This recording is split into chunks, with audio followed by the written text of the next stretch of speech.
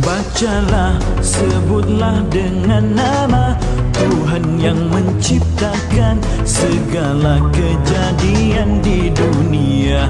Bacalah, tulislah dengan pena wahyu yang diutuskan, risalah kebenaran untuk insan. Seluruh kasihnya telah Dia curahkan tulus suci, mengisi ruang hati.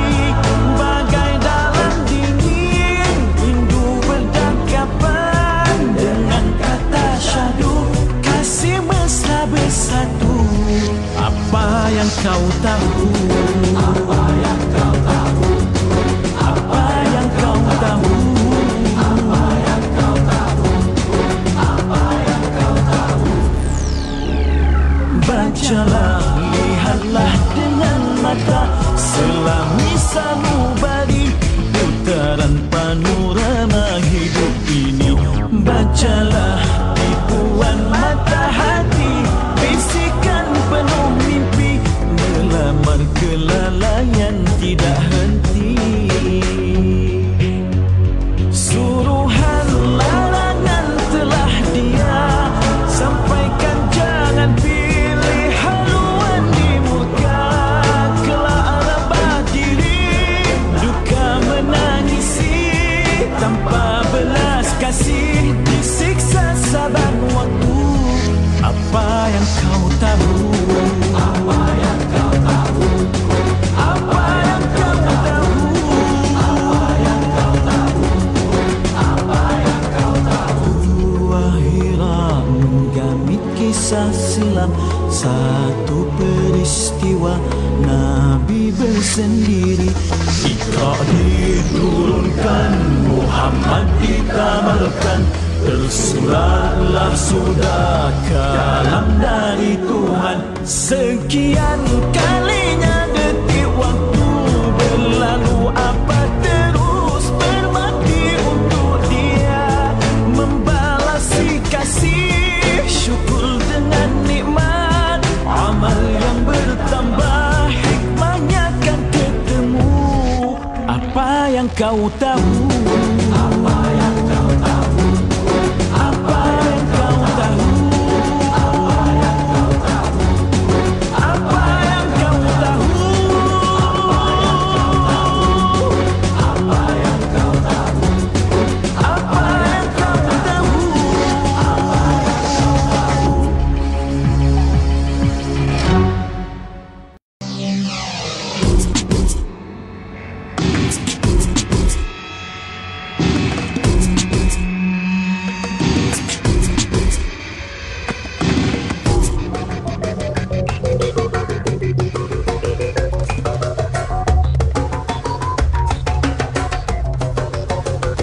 Bacalah, sebutlah dengan nama Tuhan yang menciptakan segala kejadian di dunia. Bacalah, tulislah dengan pena wahyu yang diutuskan, risalah kebenaran untuk insan. Seluruh kasihnya telah Dia curahkan tulus suci, mengisi ruang hati. Bagai dalam dingin rindu berdakapan, dengan kata syahdu kasih mesra bersatu. Apa yang kau tahu? Apa yang kau tahu? Apa yang kau tahu? Apa yang kau tahu? Apa yang kau tahu? Bacalah, lihatlah dengan mata selami sanubari, putaran panorama hidup ini. Bacalah, tipuan mata hati, bisikan penuh mimpi, melamar kelalaian tidak henti. Suruhan larangan telah Dia sampaikan, jangan pilih haluan di muka. Kelak rebah diri, duka menangisi, tanpa belas kasih disiksa saban waktu. Apa yang kau tahu? Apa yang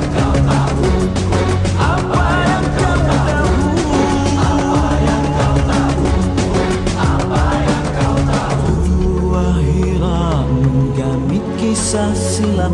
Satu peristiwa Nabi bersendiri.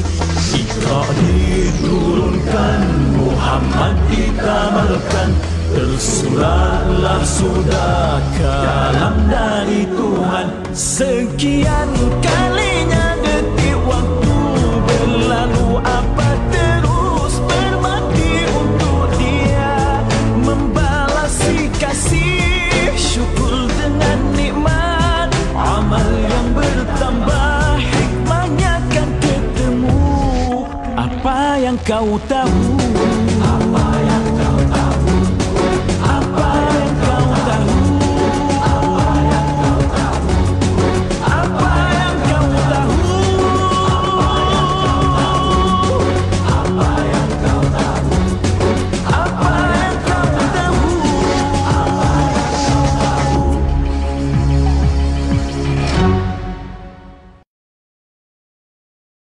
Subhanallah, subhanallah. Assalamualaikum warahmatullahi wabarakatuh. Bismillahirrahmanirrahim. Innal hamdalillah nahmaduhu wa nasta'inuhu wa nastaghfiruh wa na'udzu billahi min syururi anfusina wa min sayyiati a'malina. May yahdihillahu fala mudilla lahu wa may yudlil fala hadiya lahu. Asyhadu an la ilaha illallah wahdahu la syarika lah wa asyhadu anna Muhammadan 'abduhu wa rasuluh. Allahumma salli ala Muhammad wa ala ali Muhammad. Rabbi yassir wa la tu'assir, Rabbi tammim bil khair. Rabbi shrah li sadri wa yassir li amri wahlul 'uqdatam min lisani yafqahu qawli. Allahumma aftah alaina hikmataka wa anshur alaina min khazaini rahmatika ya arhamar rahimin. Wallahu allazi la ilaha illa huwa alimul ghaibi wa syahadah wa rahmanur rahim. Wallahu allazi la ilaha illahu al-malikul quddusus salamul mu'minul muhaiminul azizul jabbarul mutakabbir. Subhanallah ya amma yushrikun. Wallahul khaliqul bari'ul musawwiru lahul asma'ul husna. Yusabbihu lahu ma fis samawati wal ardi huwal azizul hakim. Wala haula wala quwwata illa billahil aliyyil azim. Wala manja minallah illa ilaih, amma ba'du. Sidang penonton, sidang jemaah yang dimuliakan Allah Subhanahu Wa Taala, para penuntut Akademi Datul Furqan, muslimin muslimat, hadirin dan hadirat. Moga-moga kita semua tergolong dalam golongan hamba-hambanya yang benar-benar bersyukur. Amin ya rabbal alamin. Alhamdulillah, bertemu lagi kita pada pagi yang penuh barakah ni, pada hari Ahad. InsyaAllah pada siri pengajian yang menumpukan pada perbahasan pengurusan kehidupan. InsyaAllah pada pagi ini kita akan sambung pengajian kita dalam pengajian di bawah Akademi Datul Furqan ni. Alhamdulillah, perbetulkan niat dulu. Perbetulkan niat kita, sama-sama kita menjaga niat ini. Kerana niat adalah penentu kepada hasilan. Kita niat, kita dapat apa yang kita niat. Kita niatkan untuk mendapat keridaan Allah Subhanahu Wa Taala semata-mata. Allah ridha, maka semua perkara jadi mudah. Bila bab amal ni, ibadah ni untuk Allah, jangan kita fikir hasil dunia. Dunia ni kita kena minta dia dengan Allah. Dunia minta dengan Allah, tak ada masalah. Tapi bila kita beribadah, fokus. Jadikan dia benar-benar untuk Allah. Sebab ini satu tuntutan. Tuntutan. Macam kita datang kerja lah. Kerja je tuan. Memang bila dah dapat kerja, kerja betul-betul. Soal gaji, bos fikir. Gaji memang pengusaha atau siapa yang owner tu akan bertanggungjawab lah. Jangan kita kerja sebab gaji. Nanti bila tak kena gaya, mula kita berfikir-fikir macam tu.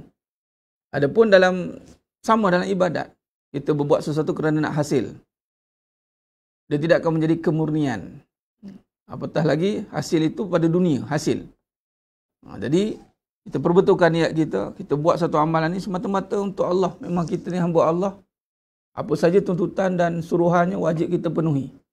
Wajib kita isi masa kita ni dengan ibadah kepada Allah SWT sepatutnya. Dengan ingat, dengan faham, dengan buat, dengan lafaz. Semua perkara kita nak kait dan kita nak isi dengan Allah SWT. Dan segala hasilan kita di dunia dan di akhirat itu dijamin oleh Allah SWT. Bagaimana kita benar-benar menjadi hambanya. Bila kata kita benar-benar nak menjadi hamba Allah, maka segala fasiliti sebagai hamba Allah ni akan dijamin oleh Allah Ta'ala. Tapi yang jadi masalahnya bila kita ghairillah, menjadi hamba dunia.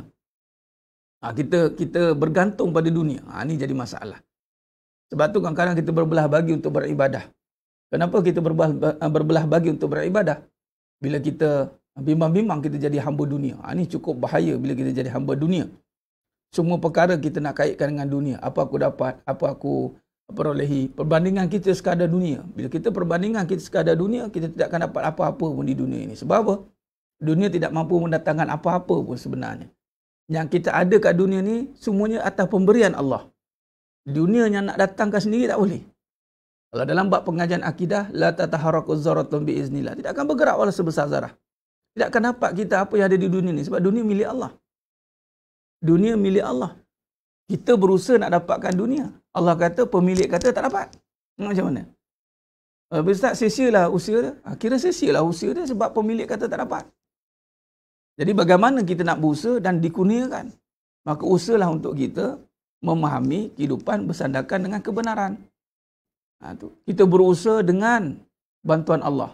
Sepatutnya begitu. Kita berusaha dengan bantuan dan izin Allah SWT. Itu yang kita nak. Baik. Jadi sedang memuliakan Allah Subhanahu Wa Taala. Bila kita perbetulkan niat ini yang kita kena jaga sungguh-sungguh kemah-kemah. Supaya niat kita ni benar-benar diterima oleh Allah Subhanahu Wa Taala. Baik, alhamdulillah kepada yang dah bersiaran pada pagi ini, alhamdulillah pagi Ahad ni kan, dia jadi satu rutin kita dan setiap malam pun rutin. Baik. Bila kita jadikan setiap perkara itu ada waktu dan rutin dia, maka dia akan jadi wirid. Wirid ni dia berangkai. Dia berantai. Berangkai dan berantai. Bila kita ada buat sesuatu perkara yang, contoh Ahad ada jadual. Setiap malam ada jadual. Kenapa solat ada waktu? Kalau tidak boleh dia solat bila-bila waktu kan? Sebab solat itu adalah zikir dan wirid. Solat tanda ingat Allah. Repetition. Ulangan-ulangan solat itu pada waktu subuh, zuhur, asar, maghrib, isyak. Waktu sama. Berubah pun sikit-sikit, tetapi ada waktu. Dan kita menetapkan diri kita pada waktu itu. Fi waqtiha. Pada waktunya. Contoh, kelas bersiaran pada pukul 10. Standby dah. Pukul 10 suku dah nak live. Okey. Yang mana ada masalah, ada musyaqqah, okey, ada ulangan. Macam, solat. Yang betul-betul ada live ni. Yang hadir. Saya hadir waktu ini, anda hadir waktu ini. Kita sama-sama hadir. Sebab tu solat awal waktu itu. Itu yang penting. Hadir. Prime time itu, hadirkan diri. Dan bila kita letakkan waktu dah tetap, maka dia akan jadi wirid. Zikir ingat. Nak membuktikan kita benar-benar ingat, maka dia ada wirid. Wirid ni apa? Dia buat berulang kali. Di waktu yang sama. Sebab tu, bila kita nak buat satu amalan tu, kita kena ada konsisten dekat waktu yang sama.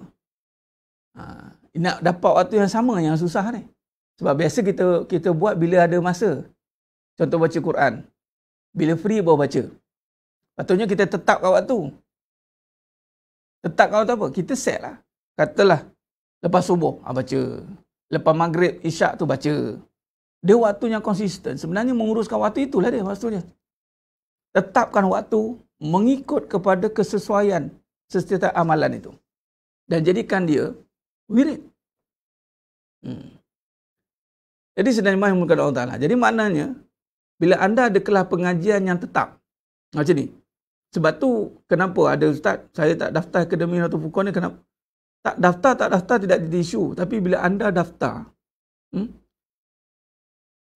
daftar, bermaksud anda meletakkan diri ada tetap. Ada wirid. Konsisten. Bila kata wirid, ini konsisten. Yang mana kata nak tengok ulangan, tak apa. Tapi konsisten nak tengok ulangan itu. Jangan ulangan pun tak diulang. Jadi masalah. Itu sebab ada platform. Ada orang belajar, tapi tak konsisten. Dia dengar, dia ceramah, lepas tu tinggal. Dan kadang-kadang nak mengajar pun tak konsisten. Sebab bila datang kepada konsisten, dia jadi lain. Sebab tu wirid saja dia lain sebenarnya. Amalkan wirid ni. Sebab tu dia kena ada ijazah tertentu. Sebab wirid dia ada waktu tertentu, ijazah tertentu yang mesti ada rantaian amalan oleh guru-guru tertentu. Nah, dia buat. Dan Nabi SAW pun menetapkan kalau dalam amalan-amalan ibadah-ibadah yang khusus. Memang Nabi letakkan. Contoh zikir subhanallah alhamdulillah 33. Nampak? Ada wiridnya. Lepas solat. Nampak? Jadi waktu duha. Walaupun tak ada waktu dia tetap tapi ada range-nya. Witir. Sebelum tidur. Kan ada tetap waktu itu. Jadi kalau kita ada ketetapan, maka di situlah datangnya kesungguhan. Kenapa perlu ada ketetapan, Ustaz? Sebab kata almarhum Datuk Ismail Kamus kata, waktu ni tuan-tuan, dalam bab waktu ni, dia tak ada istilah biar kosong. Dia tak ada. Sama ada anda isi dengan ketetapan yang Allah takdirkan, yang Allah suruh. Allah suruh isi dengan, dia ada range tuan-tuan. Masa ni dia ada keutamaan. Yang paling utama itu adalah ingat Allah. Ingat Allah tu utama, dan masa ni kita kena banyak bagi untuk ingat Allah. Itu keutamaan yang utama. Afdhal zikru fa'lam annahu la ilaha illallah. Okay. Itu yang utama. Baik, bila ingat Allah masa yang paling utama, maka apa perbuatan yang merujuk kepada ingat Allah? Kena tak yang utama? Solat. Okey, solat memang ada. Solat, Allah kata solat tanda ingat aku. Susunlah. Jadi maknanya ketetapan. Bila macam tu, bila kita tak isi ketetapan mengikut apa yang Allah nak, maka dia akan diisi dengan lawan kepada ingat, lupa. Lupa Allah. Ingat Allah, lupa Allah. Itu je. Masa kita antara ingat Allah, lupa Allah. Dia tak ada tak, sebenarnya saya ingat tapi tak ada. Dia sama ada anda sedang ingat Allah atau anda lupa Allah. Itu je. Dalam hidup ni kita dibahagi kepada dua golongan. Golongan yang ingat Allah, golongan yang lupa Allah. Ghaflah, lalai dia panggil. Lalai. Tuan-tuan, kita jemaah yang dimuliakan Allah Ta'ala. Bila kata lalai ni, anda bukan tidak buat, tapi lalai. Contoh, saya bagi tamsilan. Kehidupan ni tuan-tuan, tamsilnya adalah seperti satu perlumbaan. Sebab kehidupan ni sangat laju. Bukti laju masa. Kita bermain dengan masa. Hidup ni bermain dengan masa tuan-tuan. Kita running off the time. Kita running masa ni. Kejar masa. Sebenarnya kita tak perlu kejar pun masa. Tapi kita rasa macam terkejar-kejar. Sebab bila anda tak ikut intonasi masa. Bila anda tak ada ketetapan masa, anda akan terkejar-kejar nanti. Baik. Bila masa ni laju tuan-tuan. Ibarat tengah bawa motor yang berkuasa tinggi. Superbike. Kereta pula supercar. Yang laju-laju punya. Baik. Bila kata membawa kenderaan yang berkuasa tinggi tuan-tuan. Dan ramai akan terbabas. Sebab tu Allah nyatakan dalam surah Wal Asr. Innal insana lafi khusr. Illal ladzina amanu. Demi masa sesungguhnya manusia itu semua rugi. Apa maksud rugi? Makna rugi ni mungkin rugi, orang rugi. Rugi boleh hancur, boleh hilang, boleh habis, rugi. Illal ladzina amanu, kecuali orang yang beriman. Beriman ni orang yang ingat Allah lah. Bila ingat Allah, dia akan buat amal soleh. Dia ingat Allah, dia akan buat amal soleh. Illal ladzina amanu wa 'amilus solihat. Dan berbuat amal soleh. Dia tidak ada iman, dia tidak ada iman kemudian tidak beramal, tidak. Dia dalam Quran iman mesti pairingnya amal. Dia sekali. Jadi maknanya bila kata dalam hidup ni tuan-tuan, sidang jemaah yang muliakan Allah Ta'ala. Bila lalai, kita orang beriman tapi kita lalai. Apa lalai tadi? Tidak ingat Allah. Kita sibuk dengan pelbagai perkara yang kita menyibukkan diri sebenarnya. Nyibuk-nyibuk. Kan? Nyibuk-nyibuk. Bila menyibuk-nyibuk, ni jadi masalah. Patut kita benar-benar sibuk. Jangan menyibuk-nyibuk. Hidup ni jangan menyibuk-nyibuk. Hidup ni biarlah benar-benar sibuk. Sibuk apa? Sibuk nak pastikan dia ingat Allah. setiap perkara yang dilakukan itu pasti reflect kepada ingat Allah. Ni dia. Maknanya, anda tengah bawa laju, anda lalai tuan-tuan, aksiden. Aksiden bukan sebab kelajuan. Aksiden sebab kelalaian. Cuai. Ngantuk, mabuk, hilang fokus. Okey? Hidup ni, bila anda bertemu dengan masalah, malah kejatuhan, kerosakan, kegagalan, sebab anda lalai. Itu je. Maka kata almarhum Datuk Ismail kamu kata apa? Luangkan masa. Itu je. Anda boleh susun masa. Allah bagi akal. Anda boleh susun masa. Anda nak tengok ulangan bila? Kalau katalah mengajar, bila? Dia ni bila ada kesungguhan, Allah akan bagi masa tu. Sama macam solat awal waktu. Ramai orang cakap macam tak cukup waktu nak solat awal waktu. Tak. Sebenarnya masa ni milik Allah. Bukan milik anda. Anda tak minta masa dengan Allah. Tak minta pun. Cuma minta masa dengan Allah. Ya Allah, bantu aku uruskan hidup aku ni, ya Allah. Minta dengan, ya Allah, aku nak. Mesti boleh. Sebab bukan atas kita yang mengurus masa. Allah yang bagi masa. Allah mengurus bukan kita saja. Allah urus seluruhnya. Jadi, bila kita fokus minta kepada Allah, apatah lagi benda-benda yang wajib, mesti Allah bagi peluang. Sebab lupa. Itu je. Lalai. Ghaflah. Lalai. Lalai. Bila lalai, kita akan aksiden. Bila masa tidak diisi dengan kebaikan, dengan ketaatan, maka dia akan diisi dengan kelalaian. Itu je. Bila lalai, dia akan buat kerosakan. Orang yang lalai, dia akan buat kerosakan. Itu saja. Kerosakan. Ni kita kena faham. Jadi maknanya, kita kena, sebab tu bila kata Allah minta, Rabbana atina fid dunya hasanah. Allah ajar, berikan kebaikan di dunia. Itu apa kebaikan? Mestilah bermula dengan kefahaman. Orang yang faham, dia akan faham menguruskan waktu dia. Baik. Jadi, sidang jemaah yang mulakan Allah Ta'ala, maknanya, dalam hidup ni, kita nak bicara tentang apa ni? Dalam hidup ni, kita sambung, kita nak bicara soal kebaikan. Kebaikan ni lah perlukan masa. Kebaikan bukan perlukan benda. Kebaikan perlukan masa. Ada orang ada duit, orang dia tak ada masa. Ada orang ada semua perkara, dia dah tak ada masa. Apa dia? Mati. Jadi, kita sambung dalam bab jiwa ni, tuan-tuan. Kita dah ada, bila kita faham tentang pengisian kehidupan ini, mestilah dengan kebaikan. Ini yang kita nak bincangkan. Kita nak mendalami tentang yang dikatakan tentang kebaikan. Hidup ni jangan banyak buat kebendaan. Jangan sibuk menguruskan kebendaan. Tapi uruslah kebaikan. Tetapi kata Sayyidina Ali bin Abi Talib karamallahu wajah. Siapa yang ada nota ni, rujuk nota ni ya. Saya dah bagi dekat grup Telegram tu. Mana yang boleh download. Print lah. Yang tak boleh print tu boleh refer balik. Okey. Baik. Kebaikan yang tidak tersusun akan dikalahkan oleh kejahatan yang tersusun. Kadang-kadang benda-benda yang larang ni lebih tersusun. Nak masak sekian pukul berapa. Nak pergi beli barang sekian pukul berapa. Nak pergi shopping sekian pukul berapa. Nak jumpa orang sekian pukul berapa. Tetapi kalau nak fokus kepada Allah, bila-bila je. Tengoklah Ustaz. Tengoklah. Habislah.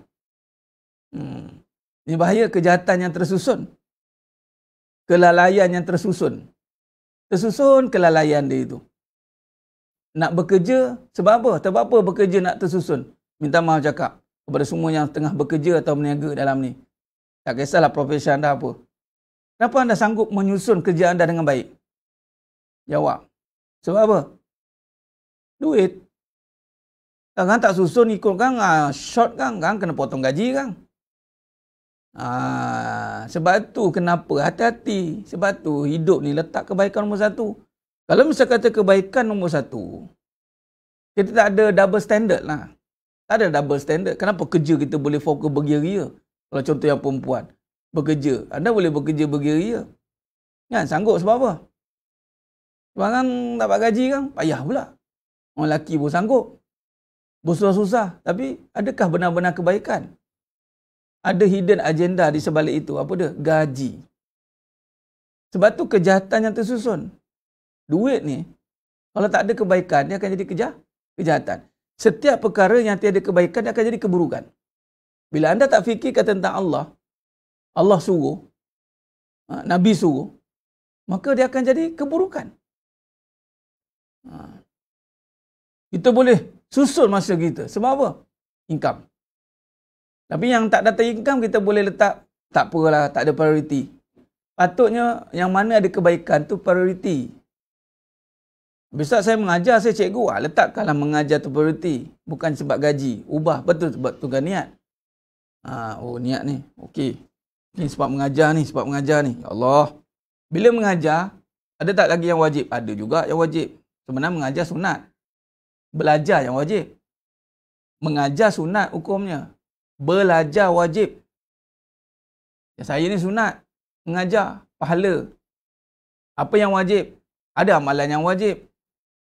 Tapi majlis ilmu ni jadi wajib bagi anda yang sedang belajar. Jadi wajib menuntut ilmu. Ke wajib bekerja? Nak susun ni? Orang sanggup jadi bodoh tuan, jahil sebab biar tak ada ilmu, biar jaga daripada tak ada duit katanya. Sebab tu kita nak betulkan balik. Allah, berbelit-belit kadang-kadang hidup kita dah. Jadi maknanya kita hidup ni betul kan? Kita nak urus kebaikan. Bukan urus kebenaran. Saya tak ada kerja Ustaz, tapi wajib sesuatu kerja. Itulah kerja Puan Rizie. Itulah kerja. Sebab kita nampak kerja ni kerja kat luar. Kerja dapat duit. Nampak? Yang tu bukan tak dapat apa. Jadi dapat pahala lah. Settinglah kerja itu untuk pahala. Bila kerja untuk pahala, yang wajib itu yang utama. Pahala tidak dikira kalau anda meninggalkan yang wajib. Faham? Anda buat yang sunat, tapi yang wajib tidak sempurna. Tak selesai. Ingat ya. Anda fokus yang sunat-sunat, tapi yang wajib anda tidak selesai. Ingat. Walaupun dicatat, tapi bimbang tidak dikira. Sebab tu ulama' meletakkan bahawa menyempurnakan yang wajib itu yang utama. Kita hari ini banyak pergi kepada silap bulan yang harus. Contoh ya, bagi seorang perempuan, wajib bagi dia itu adalah suami dia. Itu wajib. Bekerja ke, mengajar ke, apa ke, itu secondary lah. Jadi mengutamakan yang wajib. Baru menguruskan yang lain-lain, kewajipan yang lain. Itu kewajipan kerja.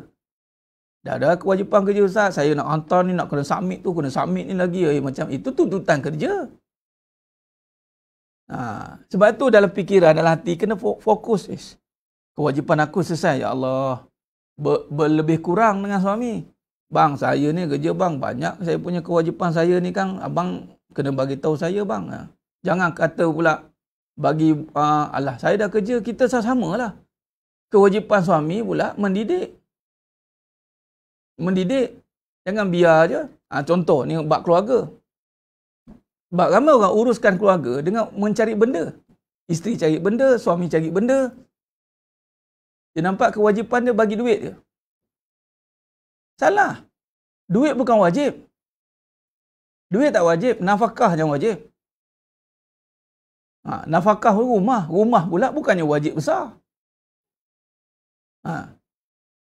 Rumah selesa, cukup. Kereta tak mesti wajib besar. Nampak tak? Kita kadang dah confuse. Aku ni buat yang wajib ke yang sunat ke? Nampak? Sebab tu sekarang ni kita kena letak kepada kebaikan. Bila buat satu kerja niat kerana Allah, pastikan bila niat kerana Allah, Allah nak tengok yang wajib. Kadang-kadang semua niat kerana Allah. Bila semua niat kerana Allah, pastikan yang Allah nak.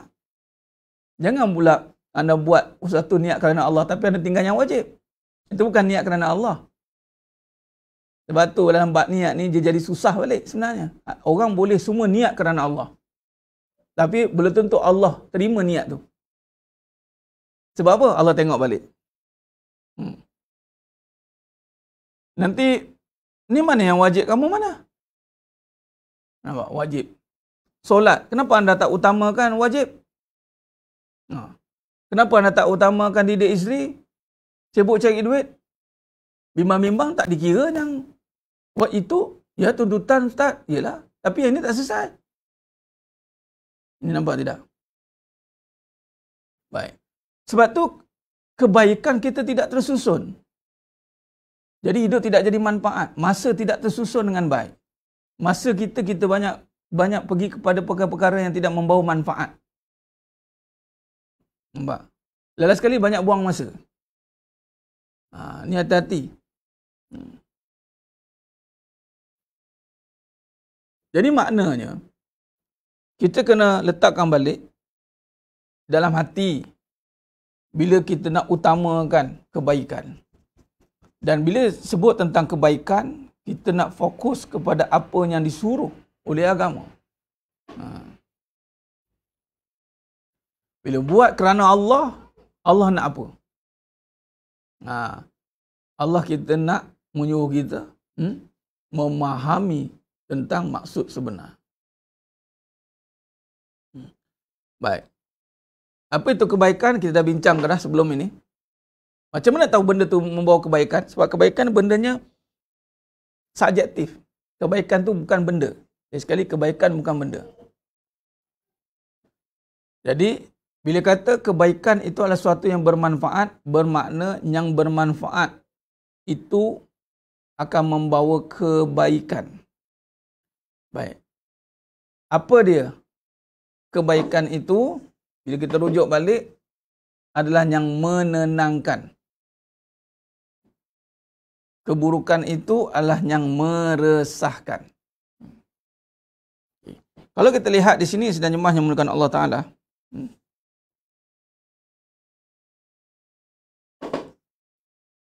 Bila sebut kebaikan,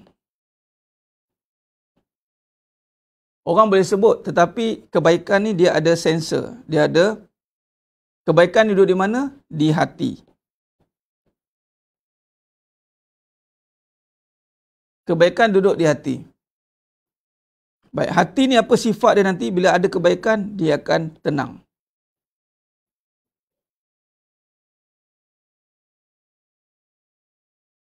Okey. Versus resah.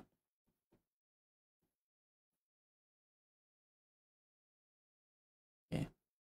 Mana bila kata resah, dia berbicara soal keburukan.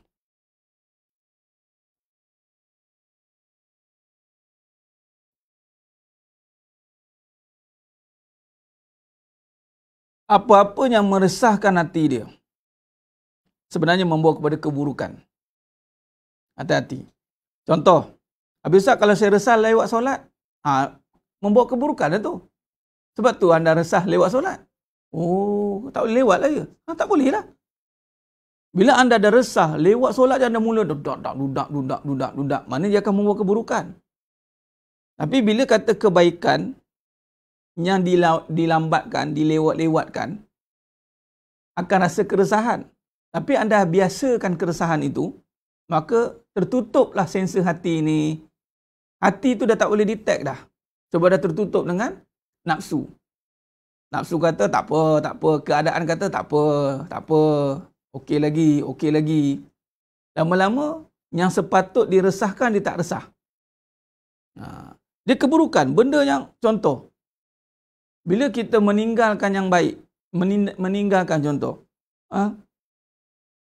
isteri, meninggalkan satu tuntutan yang suami suruh, dia akan ada keresahan. Tapi sebab dia sibuk, dia tutuplah keresahan itu. Nampak? Seorang anak, bila tidak menunaikan kewajipan sebagai anak kepada mak ayah, dia sibuk dengan isteri dia contoh, atau sibuk dengan kerja dia, dia akan ada keresahan sebenarnya. Tapi dia tutuplah dengan kesibukan dia. Sebab itu, apa-apa kebaikan, dia akan menenangkan. Apa-apa yang menjauhkan daripada kebaikan, itu akan meresahkan. Itu je. Jadi sekiranya anda buat sesuatu perkara itu, ujung-ujungnya resah. Ujung-ujungnya resah. Habis ya? Ustaz, bagaimana jika isteri mengaku tidak mahu menjalankan tanggungjawab sebagai isteri sepenuhnya dan tidak mahu dididik? Adakah suami masih bertanggungjawab untuk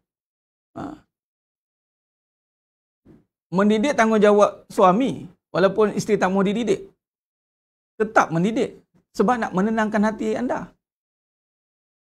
Adakah Tuan Muza, adakah mendidik ini hanya berlaku setahun je? Ataupun anda baru nak mendidik? Kau kahwin-kahwin dah start mendidik. Mesti ada waktu-waktu baru nak start mendidik, betul?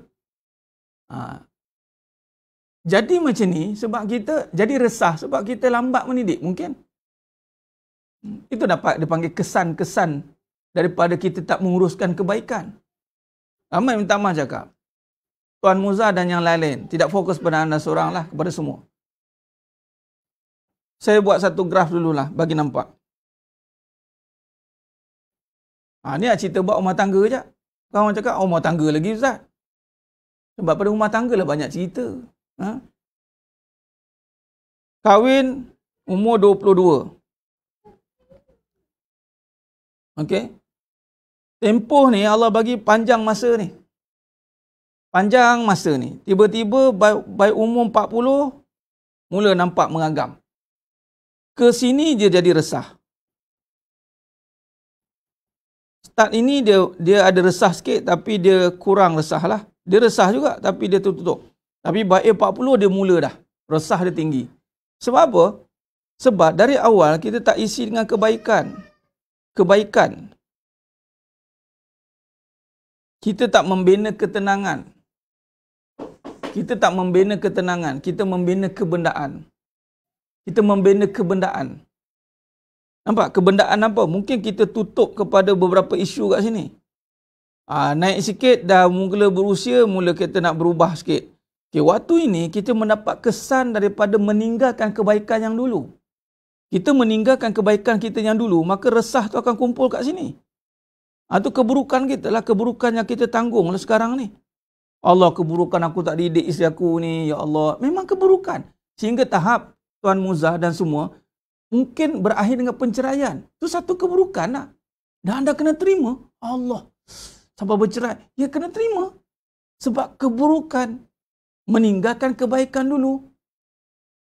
Sama juga dengan seorang anak, tuan-tuan. Waktu umur, katalah dia start 8 tahun. Ni dah masuk boleh masjid 8 tahun. Saya Alhamdulillah, ayahanda saya bawa saya daripada kecil. Umur 6, darjah 1 tu dah bawa pergi masjid, tuan. Jadi saya seru pada semua lelaki dalam ni. Anda pun kena pergi dan bawa anak lelaki. Yang mana anak lelaki? Irit dia pergi masjid. Kalau anda tak bawa ni, tuan-tuan, baik umur dia nanti, katalah umur dia dah besar panjang, dah keras, tuan-tuan. Katalah umur dia dah 20 tahun ni. Anda baru nak ajak dia, waktu ni anda dah resah dengan perangai dia. Sebab anda meninggalkan kebaikan dulu, waktu dulu. Tak apalah, nantilah. Tak apalah, nantilah. Tak apalah, nantilah. Dia umur 20, tuan, dia dah keras ke mata lah. Ataupun umur belas-belas pun dah keras dah. Dari awal tak isi kebaikan. Jadi maknanya, adakah nak meninggalkan? Dah lah dulu tak mendidik. Sekarang anda tak nak mendidik. Ini dah namanya anda menghadapi satu situasi yang mendidik juga tapi dalam resah. Ni. Anda tidak boleh meninggalkan mendidik. Sebab mendidik ni benda yang mesti sepanjang masa. Sama juga macam isteri tadi. Dulu mungkin kita mendidik tapi taklah straight, taklah tegas.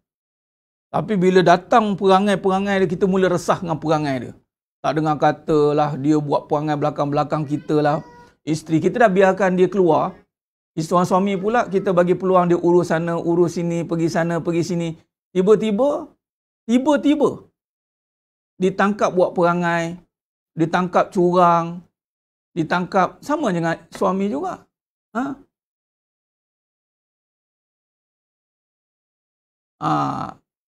Tuan Muza, itu satu kesedaran yang anda ada sekarang. Itu lebih mahal sebenarnya. Itu lebih mahal sebenarnya. Sedar itulah nilai yang besar daripada anda memiliki dunia dan seisinya. Kadang-kadang kesedaran tu datang di saat kita kena kehilangan. Tak apalah.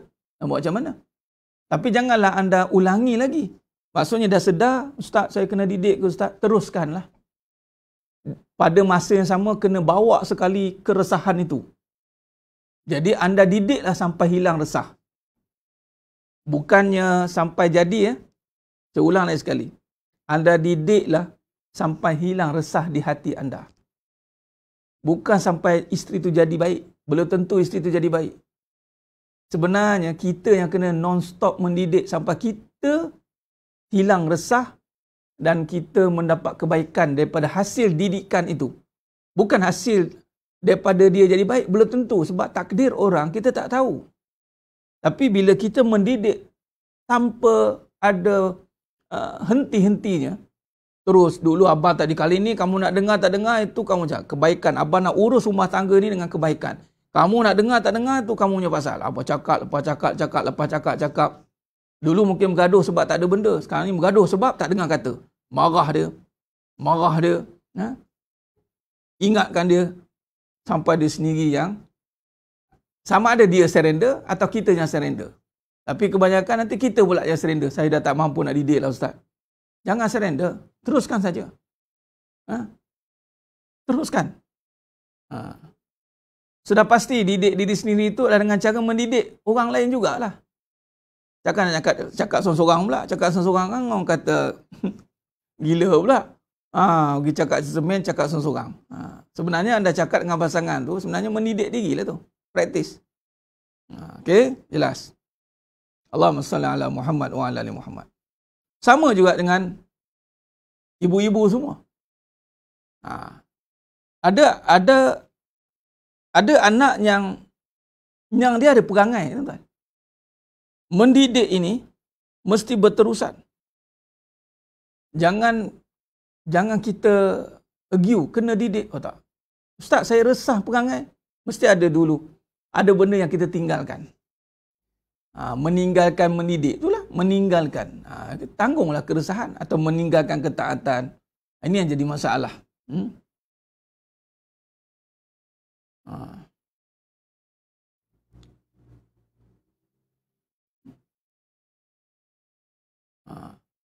Baik. Jadi bila kena-kena tu itu maksudnya Allah nak pilih lah, kan? Ingat kita ni nak perbetulkan kembali apa yang mungkin kita pernah buat silap. Kita bukan nak menyalahkan, Hidup tak ada erti nak menyalah-nyalah ni. Kita nak perbetulkan. Apa-apa kesilapan kita nak perbetulkan.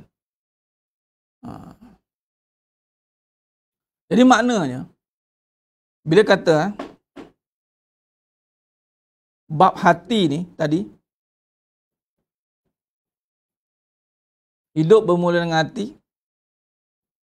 Hati ni nak dibina dengan ketenangan.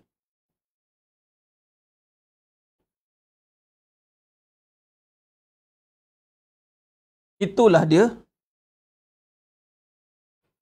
kebaikan dan manfaat.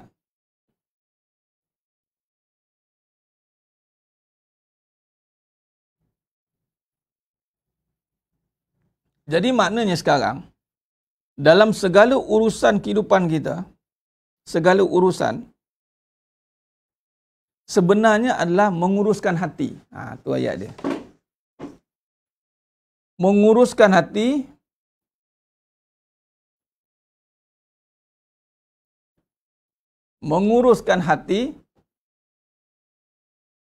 dengan mengisi masa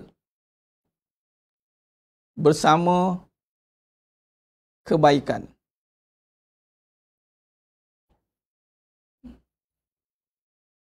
Bila sebut kebaikan, benda yang manfaat. Bila sebut manfaat ini, benda yang membawa kepada pahala. Dan menjauhi daripada perkara yang dosa. Itu je tuan-tuan.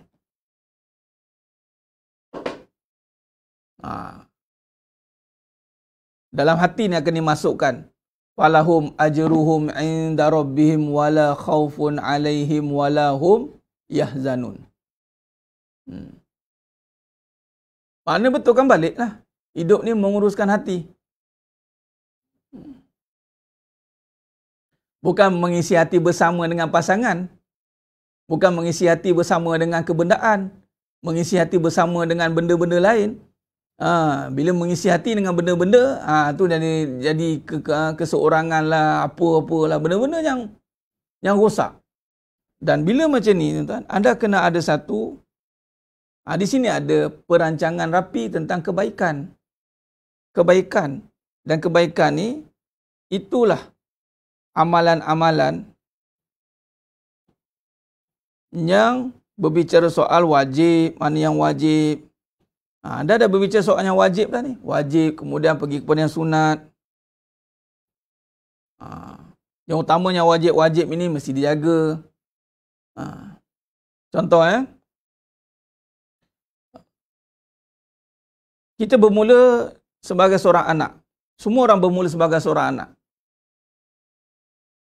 Tak ada orang yang tak bermula sebagai seorang anak. Melainkan dia anak buluh betung. Itu pun anak juga. Bila anak ni, apa yang wajib bagi dia? Apa yang wajib bagi anak? Suruh kerja ke? Anak ni suruh kerja ke? Apa yang wajib bagi anak ni? Suruh kerja dapat ni, RM. Bila kerja tu yang kita nampakkan dengan universiti tu. Universiti, sekolah menengah lah, masuk. Pergi, kalau nak aliran agama, masuk agama lah. Sebenarnya, isunya kerja. Apa yang wajib bagi seorang anak? Berbuat baik dengan mak dia. Birwalidan ihsana. Mak ayah. Allah dah rakamkan dalam surah Luqman. Dan anak ni pula mestilah seorang hamba Allah. Seorang hamba Allah ni wajib bagi seorang hamba Allah ni jangan syirikkan Allah. La tusyrik billah. Baik, sekarang ni wajib ni buat tak? Sekarang ni ada ke anak yang bertungkul umur berkhidmat untuk mak ayah sekarang ni? Ke mak ayah yang bertungkul umur sara anak lagi dah besar panjang? Ini jadi masalah. Bila dia kahwin, sama ada anak lelaki atau anak perempuan, ini jadi masalah. Dia tidak belajar untuk bir walidan ihsana, khidmat dan taat.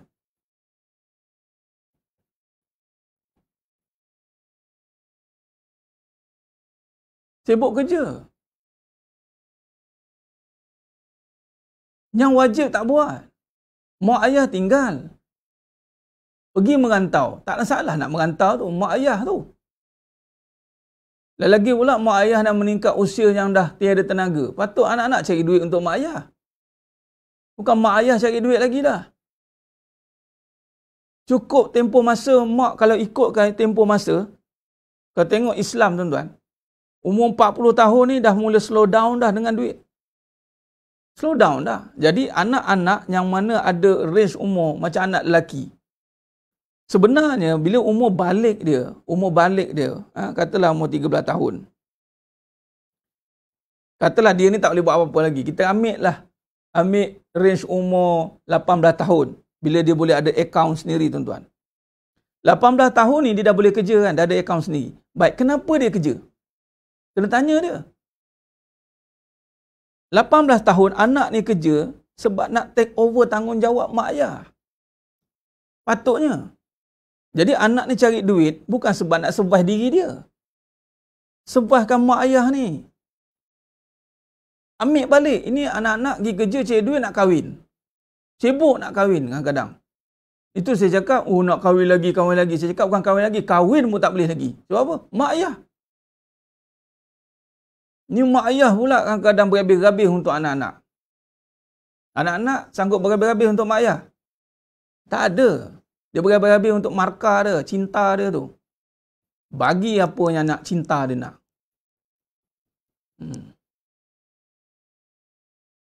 Ini khidmat dan taat masa ni. Itu saya cakap. Bila kita tak buat benda ni, dia kadang-kadang dia kena kat balik. Minta maaf cakap suami-suami. Kadang-kadang dapat balik isteri yang membebankan, mungkin anda tak khidmat dengan mak ayah. Dapat balik tuan-tuan, cash and carry. Yang suami, yang isteri-isteri pula, anda dapat suami yang ya Allah. Anda tak khidmat dengan ayah anda betul-betul. Anda tak ikhlas khidmat dengan mak ayah.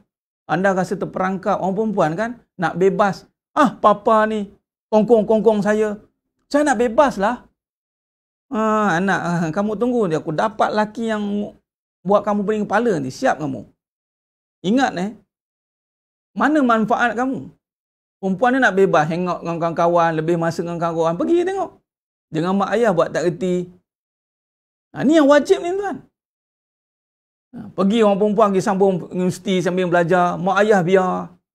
Lepas tu mak orang perempuan, mak dah relax dah. Bangun pagi orang tua-tua dulu. Masak, kemar rumah, serve mak ayah. Ini mak ayah yang kena serve anak-anak perempuan lagi.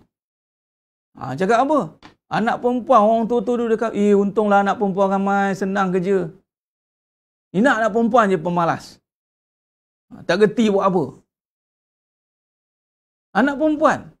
Dulu, orang dulu, umur belah-belah tahun dah pandai masak nasi. Pandai masak itu, pandai masak ni. Mak ayah tak payah buat apa dah. Ni pergi kerja, pergi belajar, sambung belajar. Khidmat taat tak dah. Bila dapat lelaki, tu pening kepala. Orang tua-tua dulu, nampak macam mudah je. Kau kena pandai masak, kau kena pandai ini. Nampak macam lekeh tuan. Sebenarnya itulah kerukunan rumah tangga. Itulah kerukunan kehidupan. Nampak?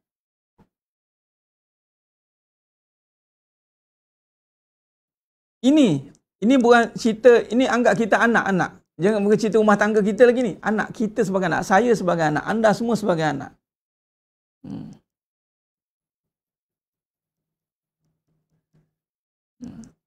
Ni kita sebagai anak ni, yang dah ada anak, bukan kita cerita rumah tangga kita ni. Kita cerita renung balik dengan mak ayah kita macam mana.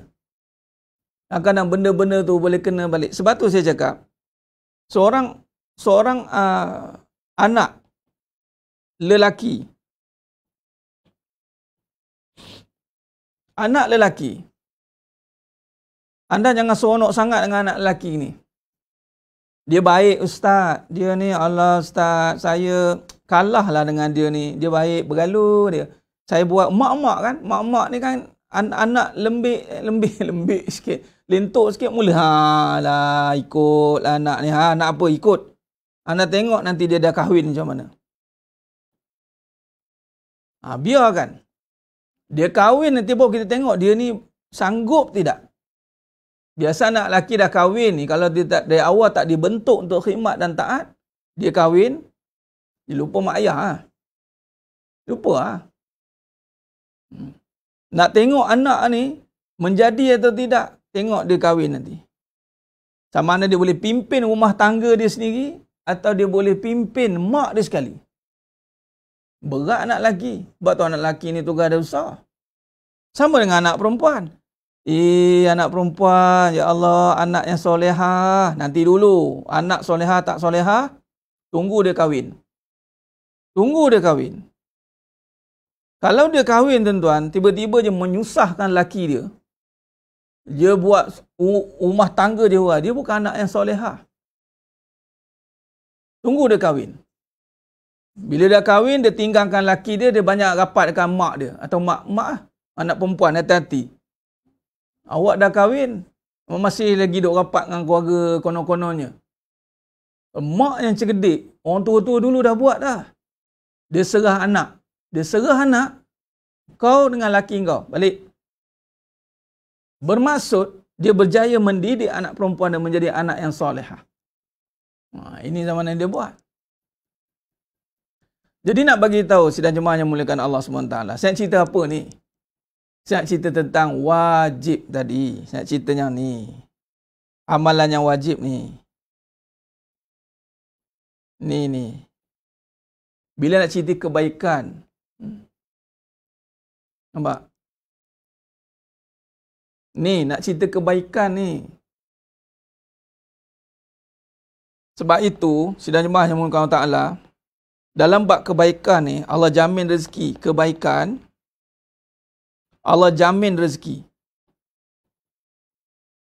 Dan orang yang buat kebaikan, rezekinya bukan rezeki biasa tuan-tuan. Rezeki yang melimpah ruah. Contoh bila kata menuntut ilmu wajib. Ni isi masa ni. Sebab tu ada ni Akademi Tuan Furqan ni tuan-tuan. Niatkan menuntut ilmu. Wajib. Wajib, apa saja yang dengan ilmu dia akan jadi wajib. Apatah lagi niat menuntut. Kemudian, pula khidmat. Kali ini kita nak betulkan balik. Khidmat. Seorang suami, khidmat dia, mak ayah dan keluarga. Dia bertambahlah sebab dah kahwin. Yang dah kahwin, dia bertambahlah. Keluarga satu bawah ni. Habis, sebelum itu, sebelum dia kahwin, patutnya khidmat dia yang inilah. Dia khidmat dengan mak ayah dia. Baik, sekarang ni, saya nak cerita bab masa, tuan-tuan. Manusia ni, dia tak nampak kebenaran. Dia ingat rezeki ni datang dengan sekadar usaha. Dia ingat usaha. Usaha ni dia kaitkan dengan masa. Makin banyak masa aku untuk cari duit, makin banyak duit. Dia kaitkan masa dengan duit. Dia tinggalkan yang wajib, dia tinggalkan mak ayah dia. Dia pergi berusaha nak cari duit. Dapat tak duit? Dapat. Dapatlah duit. Bukan tak dapat. Allah ni maha pemurah. Dapat duit. Tapi sekali apa dia dapat? Bala pun dapat sekali. Resah masuk. Segala beban masuk. Semua benda masuk dengan duit tu sekali. Lepas tu dia rasa terbeban nak bagi keluarga. Suami rasa terbeban sangat nak bagi kat keluarga. Kat isteri ni rasa macam aku membazir betul lah bagi kat isteri aku ni. Kau kerja lah. Dia suruh isteri kerja pula. Aku tak suka lah. Dia rasa mula. Padahal itu kewajipan dia. Lebih terbeban bila nak bagi kat mak dia. Mak ni kan. Mak nak apa lagi? Dia bila mak dia minta duit tu, berderau-derau darah dia. Kedebang. Dia geram dia rasa. Apatah lagi kalau tak ada duit. Lagi geram. Sebab dia nampak usaha rezeki dapat dengan usaha dia. Dia tak nampak dengan ilmu. Orang menuntut ilmu, Allah jamin rezeki. Orang menuntut ilmu. Ni kalau lelaki, kalau perempuan, samalah. Menuntut ilmu wajib. Bagi semua. Kemudian khidmat dengan suami. Dia tinggalkan suami. Dia tak nak khidmat. Nampak? Tak ada manfaat kehidupan tu. Masa dari cacah merbah.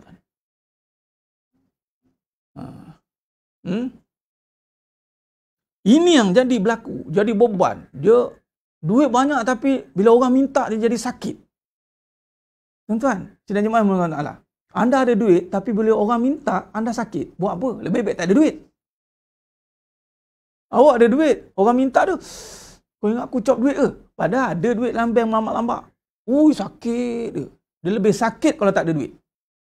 Dengan ada duit pun sakit. Dia kalau orang kawan-kawan minta tak apa. Sebab dia jaga status. Ni kalau adik-beradik minta. Kalau mak ayah minta. Keluarga sendiri minta. Dia punya. Aku ni berabil. Kau ingat aku kerja untuk kau ke? Dia mula. Isteri pula rasa terbeban. Sebab apa? Dia tak nampak ni. Dia tak buat kebaikan. Sebab tu dalam kita mengendalikan kehidupan kita ni. Betulkan balik. Sebab tu kita bagi platform. Ada menuntut ilmu. COVID ni kan. Ustaz-ustaz ramai buat platform menuntut ilmu. Ikut pergi. Mana-mana ustaz-ustaz yang anda nampak ada kelebihan, pergi ikut. Wajibkan diri. Ya Allah, aku kena menuntut ilmu ni. Letak jadual. Tak boleh tengok live, tengok ulangan. Banyakkan balik hidup dengan menuntut ilmu. Sebab itu kewajipan. Banyak benda-benda yang kita kadang-kadang terlepas pandang kerana kita tiada ilmu. Nampak? Contoh dalam bab fiqh.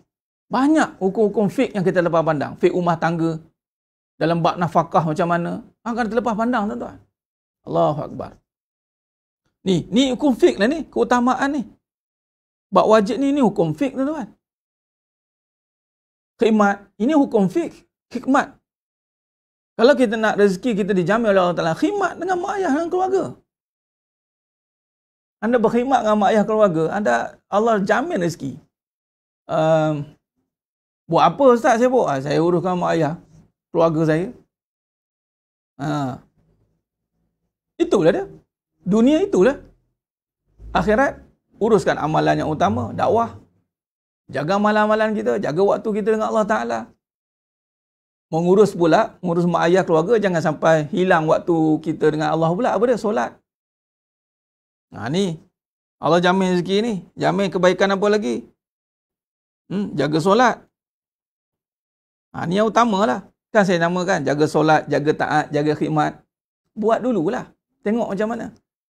Allahumma salli ala Muhammad wa ala ali Muhammad. Hati-hati. Sebab tu ni jaga. Kemudian ke rezeki. Ni kita cerita buat rezeki kan. Tiba-tiba nak pergi kepada usaha ni. Usaha ada masa. Masa okey. Bagi. Jangan. Zaman sekarang nak cari ilmu pun mudah. Yelah. Punya mudah cari ilmu buat mudah-mudah je. Tu biar lebih baik macam dulu. Susah nak cari ilmu. Terlepas lah. Tak ada nak ulangan. Kan. Orang kalau ada terlepas boleh ulangan. Tak aci sebenarnya. Elok tak payah rakam patutnya. Tak payah rakam, datang siapa yang nak. Baru tahu. Sebab tu orang dulu punya ilmu luar biasa. Sebab yang datang je dapat. Yang pergi berusaha bompah pulas. Tapi tak apalah, media ni dah ada kita guna. Kita gunakan, kita raikan. Jadi, tapi jangan ambil mudah pula. Allahumma salli ala Muhammad wa ala ali Muhammad. Baik. Baik, jadi sebenarnya bukan Allah SWT. Jadi maknanya, kalau kita lihat di sini, jelas kebaikan ni menguruskan kembali amalan kita. Mana yang taat, mana yang wajib, mana kita sebagai anak, kita ada kewajipan dengan mak ayah, tak terputus. Bagi yang lelaki, yang perempuan, bila anda ada suami, tak terputus. Dengan ilmu pun ada, dengan keluarga pun ada. Dia kena susun lah.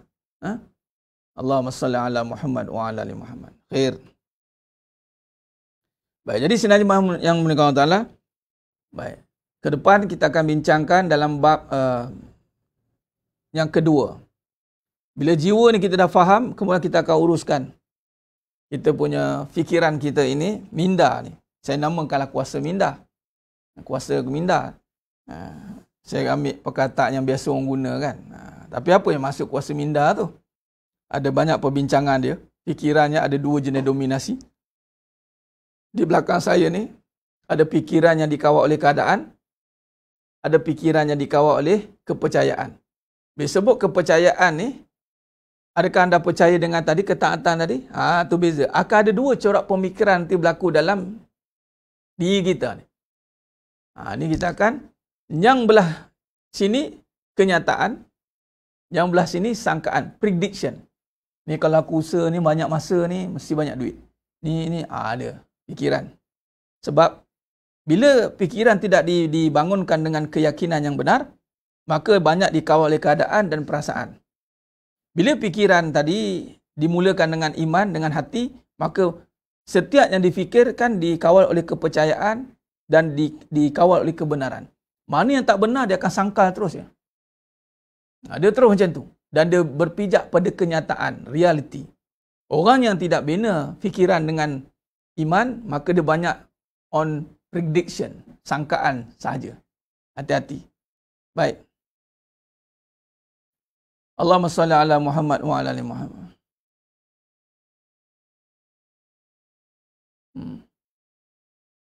Mak tak mahu duduk dengan anak-anak walaupun dia Tuan Syed Yusof, bukan soal nak suruh mak duduk dengan kita. Kita duduk dengan mak. Allah Ustaz, kita nak duduk dengan mak. Maksudnya bukanlah kita duduk. Dudukkan diri kita on call, kena letakkan dalam pemikiran kita, ingat mak. Kita kena letak berat kepada mak kita. Itu maksud dia. Mak biarlah mak duduk kat situ. Tak payahlah paksa. Mak raja. Mak king. King jangan paksa-paksa. Kita sebagai penasihat, kita hanya menasihati saja. Nasihat pula dengan hati yang rendah hati. King biarlah mak nak duduk. Mak tak nak. Mak duduk kat Mekah. Allah duduk kat Mekah. Okey mak. Duduk kat Mekah mak aku ni katanya. Tak apalah, biarlah mak duduk kat situ. Jangan kacau-kacau mak. Mak nak duduk kat Mekah, itu hak mak. Mak biarkan veto. Mak berhak menentukan kedudukan mak kat mana. Anak ni kena standby. Tu je lah. Jangan susun mak ikut kesenangan kita. Ikut senang kita pula. Biar kita susah-susah untuk suit dengan apa yang mak tu. Jelas? Allahumma salli ala Muhammad wa ala ali Muhammad. Khair. Jadi insya-Allah saya kira cukup setakat tu dulu perbincangan kita pada pagi yang penuh barakah ni. Kita akan sambung pada siri yang akan datang minggu depan. Insya-Allah. Moga-moga Allah rahmati kita semua dan teruskan istiqamah dan pengajian malam ni kita ada pengajian lagi insya-Allah. Berjumpa pada malam ni insya-Allah. Mohon ampun, mohon maaf segala keterlanjuran kata, terkasar kata, terkurang bicara. Moga Allah Taala sajalah yang mampu menyempurnakan perbahasan kita pada pagi yang penuh barakah ni. Aqulu qawli hadza wa astaghfirullahalazim li wa lakum wa billahi taufiq wal hidayah. Assalamualaikum warahmatullahi wabarakatuh. Kita tangguh dengan tasbih Farah dan suratul Asr. Subhanakallahumma wa bihamdika asyhadu an la ilaha illa anta. Bismillahirrahmanirrahim. Wal 'asr. Innal insana lafi khusr illa alladzina amanu wa tawassaw bil haqqi wa tawassaw bis sabr. Wallahu a'lam bisawab. Takbir. Allahu akbar.